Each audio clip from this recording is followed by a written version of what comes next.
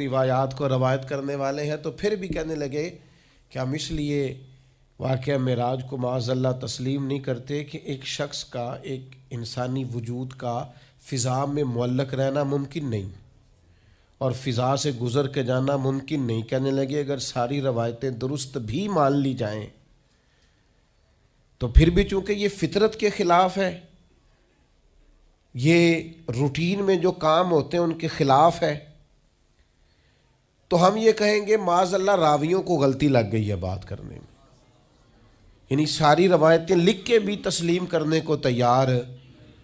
اچھا بڑے عجیب لوگ ہیں، یہ سمجھتے ہی نہیں۔ معجزہ پتہ کسے کہتے ہیں؟ معجزہ اور کرامت کہتے ہیں خرق عادت کو۔ خرق عادت کا مطلب ہوتا ہے عادت کو پھاڑ دینا۔ جو کام عادت کے مطابق چل رہا ہو وہ کرامت اور معجزہ نہیں ہوتا، جو عادت سے ذرا ہٹ کے ہو اس کو معجزہ اور کرامت کہا جاتا ہے۔ جو روٹین میں چل رہا ہو وہ تو چل ہی رہا ہے روٹین میں۔ ہم کہتے ہیں کہ جب رب چاہتا ہے تو نبی کے ہاتھ پہ معجزہ ہوتا ہے، ولی کے ہاتھ پہ کرامت ہوتی ہے۔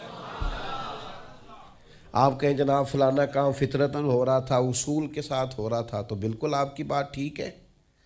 فطرت یہی ہے کہ ماں اور باپ کے ملاپ سے اولاد پیدا ہوتی ہے، لیکن اگر رب چاہے نا تو جناب عیسیٰ کو بغیر باپ کے پیدا کر دیتا ہے۔